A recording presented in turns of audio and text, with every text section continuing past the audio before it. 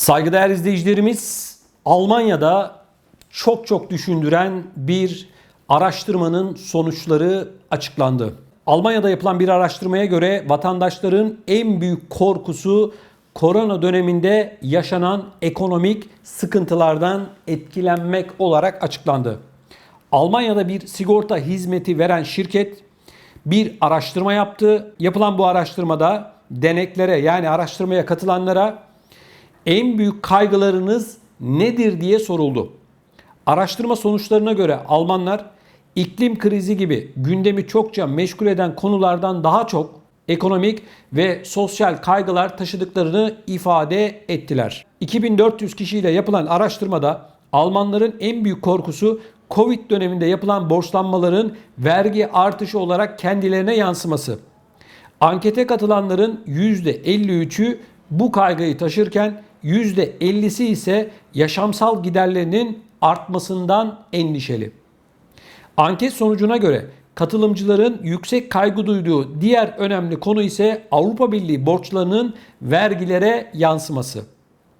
Mültecilerin getireceği yükler, yaşlılıkta başkalarına bağımlı olmak ve yabancılarla yaşanabilecek gerginlikler olurken doğal afetler ve hava koşullarından kaygı duyan katılımcılar ise %41 olarak belirlendi. Bakın değerli izleyicilerimiz, burada çok önemli veriler var. Bunun başında koronavirüs insanların hayatını ekonomik olarak, psikolojik olarak, sosyal olarak ciddi anlamda etkiledi.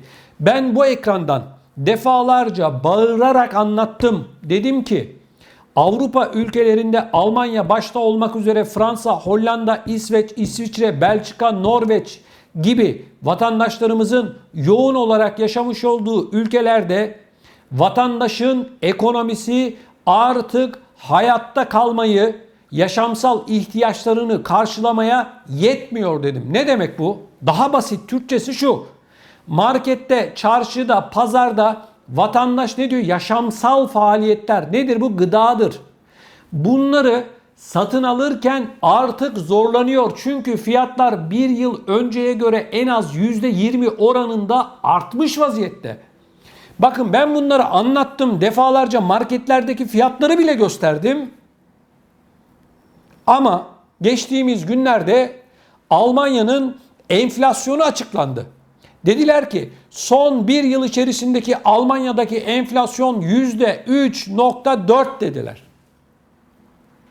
Vatandaşın enflasyonuyla kamunun, yani devletin açıklamış olduğu enflasyon her ne hikmetse birbirinden çok farklı. Nasıl oluyor? Anlatacağım. Bakın. Dar gelirli ya da maaşla çalışan bir vatandaş ya da bir esnaf bir markete gittiğinde, bir alışveriş yaptığında ne yapıyor? Öncelikli olarak gıda ürünleri alıyor. Şimdi vatandaşın enflasyonunun nasıl hesaplanması gerektiğini anlatacağım. Ama devletin enflasyonu başka türlü hesaplanıyor. Şimdi bir işçi, bir emekli, dar gelirli ya da orta gelirli bir vatandaş çarşıya, pazara gittiğinde geçen yılla bu fiyatları kıyasladığında en az %20, %15 diyelim hadi, gıda ürünleri artmadı mı? Bir çalışan diyelim ki 2000 euro maaş alıyor ya da bir emekli 1200-1300 euro maaş alıyor. Almış olduğu bu maaşla bu kişiler ne alıyor? Kirasını ödüyor, varsa faturasını ödüyor.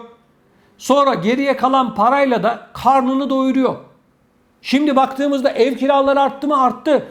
Markette, çarşıda, pazarda fiyatlar arttı mı? Arttı. Her yerde fiyatlar arttı. Ev fiyatları arttı, kira fiyatları arttı.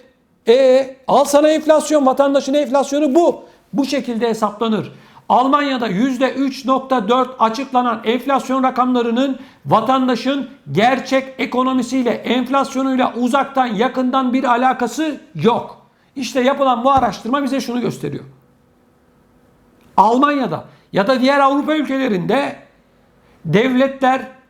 devletleri yönetenler başka bir telden çalıyor, halk başka bir telden çalıyor. Yapılan araştırmaya göre 2400 kişiye sorulmuş.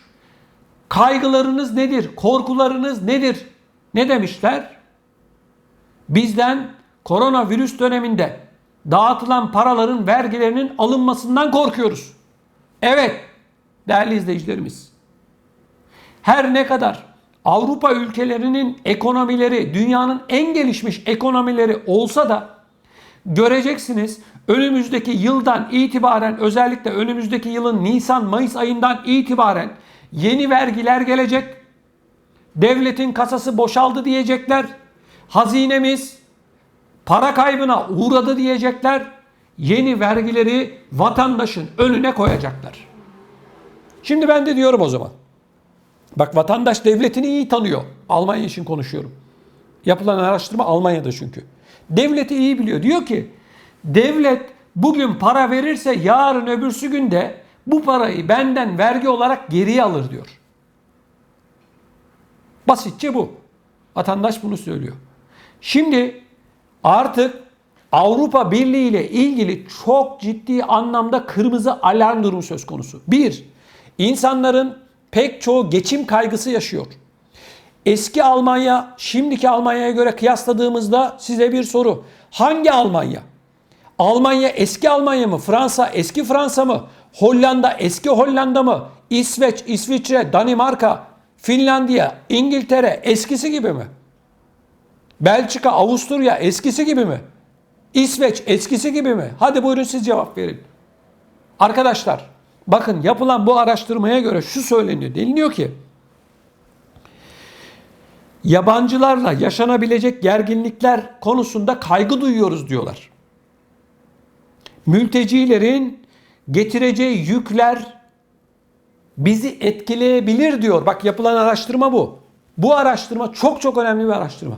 Yine ne anlıyoruz? Bir, Avrupa Birliği artık mülteci, göçmen vesaire istemiyor. Bu bir. Çünkü halk diyor ki ben zor geçiniyorum diyor. Devletin vergi yükü benim sırtımda diyor. Benim ödediğim vergiyle göçmen, mülteci ne varsa işte fakir, fukara ya da geri kalmış savaşın olmuş olduğu ülkelerden Avrupa'ya gelenlerin yükünü ben çekiyorum diyor. Yarın öbürsü gün sosyal patlamalar olabilir diyor. Bu açıklama, bu araştırmanın sonucu bana bunu anlatıyor. Bilmiyorum size ne anlatıyor. Bir, sınır dışı etmeler artacak. Göreceksiniz bakın. Evlilik birleşimi ya da gerçekten işinde uzman olmayanlar dışında hiç kimse önümüzdeki yıllardan itibaren Avrupa Birliği ülkelerine giremeyecek. Evlilik, aile birleşimi vesaire diyecekler, girecekler. İşinde uzman, kalifiye eleman diyoruz biz bunlara. Kalifiye insanları alacaklar. Geri kalan hiç kimseyi Avrupa Birliği topraklarına sokmayacaklar. Şimdi Yunanistan Türkiye sınırına duvarlar ördü. Örmeye devam ediyor. Ama önüne geçebilirler mi? Hayır, geçemezler. İnsan bu. Kafasına koyduysa bugün olmazsa yarın, yarın olmazsa öbürsü gün illa Avrupa Birliği topraklarına gelecektir. Bakın, sorunun kaynağı ne? Asıl olay bu. Sorunun kaynağı şu arkadaşlar. Bu hani Avrupa Batı diyoruz ya, bu ülkelerin kendileri zaten bu göçmenlerin ülkelerini karıştırıyorlar. Savaşlar çıkartıyorlar, sömürüyorlar, yeraltı kaynaklarını ele geçiriyorlar. Sonra da diyorlar ki gelmeyin diyorlar. Söyledikleri bu, ben bunu anlıyorum. Şimdi kardeşim, sen bu göçmenlere, mülteciye bu adamın yerini, yurdunu bırakmasına sebep olan sorun ne? Ekmek sorunu. Sen ekmeği almışsın adamın elinden. Petrolü almışsın. Yeraltı kaynaklarını almışsın. Toplumları birbirlerine siyaset adı altında, din adı altında düşürmüşsün. Sonra da diyorsun ki bu insanlara niye geliyorsun? Ne yiyecek bu adam? Taş mı yiyecek? Taş mı yiyecek? Soruyorum size. Perişanlık, açlık. Asya ülkelerini düşünün. Şimdi Afganistan, değil mi? Karma karışık. Taliban ele geçirdi, değil mi? Peki bu ülkeyi kim bu hale getirdi? Milyonlarca göçmen İran üzerinden şimdi akın akın Türkiye'ye giriyor. Girdi. Bunların istikameti Türkiye değil ki. Türkiye geçici. Niye? Bunların hedefi Avrupa, Almanya başta olmak üzere. Türkiye'de zaten işsizlik var. Ekonomiyi anlatmama gerek yok. Siz benden daha iyi biliyorsunuz. Avrupa'ya gelecek bunlar.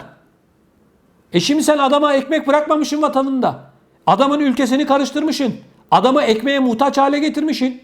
Kim yoksa kardeşim keyiften hadi ben gideyim gurbete. Hadi ben işte yollara çıkayım. Bilmem kaç bin kilometre gideyim de Almanya'ya ulaşayım da orada çalışayım der. Kim evini, yurdunu, akrabalarını, sevdiklerini bırakır?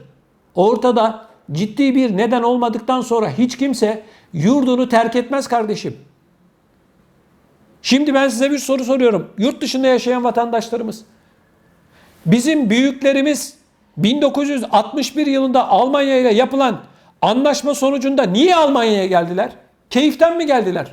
Keyiften mi çoluk çocuğunu, yerini, yurdunu, vatanını bırakıp Almanya'ya, Fransa'ya, Hollanda'ya, İsviçre işte hangisini sayarsanız sayın. Oralara gittiler, geldiler. Niye? Tek bir dava vardı. O da ekmek davası. Herkesin bir hayali vardı. Bakın o dönemde Avrupa'ya gelenlerin. Bir traktör alabilmek, bir tarla alabilmek ya da bir ev alabilmek ya da çoluk çocuğuna para göndermek sonra da ya da para biriktirip tekrardan ana vatana dönmekti bu insanların amacı. O hani trenlere tahta bavullarla bilen insanların hiçbirinin amacı Almanya'da ya da diğer ülkelerde kalıcı olmak değildi. Bu insanların tek bir amacı vardı, ekmekti. Ama hayat öyle şeyler önlerine çıkardı ki bir daha da dönemediler. Dönemediler. Birinci kuşak, ikinci kuşak, üçüncü kuşak derken bugüne geldik. Onun için arkadaşlar şunu söylememizde fayda var. Nerede bir açlık varsa, nerede bir yokluk varsa o ülkenin insanları karnını doyurabilmek, insanca yaşayabilmek için göçmen oluyor, mülteci oluyor. Hiç kimse keyiften yollara düşmüyor. Ama görüyoruz ki Avrupa Birliği ülkeleri bu insanları artık istemiyor. Bu insanları sınırlarında hiçbir şekilde görmek istemiyorlar. Türkçesi bu. Ben bunu anlıyorum. O nedenle önümüzdeki dönemlerde niye gözünün üstünde kaşın var denilerek insanlar sınır dışı edilecekler. Ekonomiler, eski ekonomi, Avrupa ekonomisi her geçen gün kötüye gidiyor. Bakın Avrupa Birliği denilen kavram ekonomik bir işbirliği değil. Bir siyasi işbirliği. Avrupa Birliği'nin kurulmasının temel nedeni bir Rusya'ya karşı, iki Amerika Birleşik Devletleri'ne karşı bir güç oluşturmak. İşin temelinde ekonomi yok. Ama bugün gelinen noktada Avrupa Birliği'nin 27 ülkesinde de ekonomik anlamda halk rahatsız, halk mutsuz. Avrupa Birliği'nin bütün yükünü 2 ya da 3 ülke çekiyor, başta Almanya olmak üzere. Geriye kalan ülkeler ekonomik olarak özellikle de bu koronavirüs döneminde büyük bir sıkıntının içerisine düştü. Bu iyi günler. Sosyal patlamalar olacak. Ülkelerin içerisinde iç karışıklıklar olacak. Bunların hepsi kısa bir zaman zarfında önümüze çıkabilecek olan durumlar. Bu konuyla ilgili sizler ne düşünüyorsunuz çok merak ediyorum. Eskiye göre kıyasladığımızda Avrupa eski Avrupa mı? Mark zamanı mesela nasıldı? Şimdiki zaman nasıl? Özellikle de bu koronavirüsten sonra hayatın daha da zor olduğunu düşünüyorum. Lütfen bu konuyla ilgili bu videomuzun altına, bu yayınımızın altına yorumlarınızı yapın. Sizlerden ricam mutlaka Emekli TV'ye abone olmanızı rica ediyorum. Mutlaka gündeme getirilmesini istediğiniz konuları, konuştuğumuz bu konularla ilgili görüşlerinizi videoların altına yorum olarak yapın. Sizlerden yine ricam lütfen bu yayınlarımızı, videolarımızı beğenin. Daha fazla insana ulaşalım. Sizlerden rica ediyorum. Yani eliniz aşınmaz. Videonun altında o like tuşuna basmak sanıyorum elinizde çeşitli hastalıklara neden olmaz.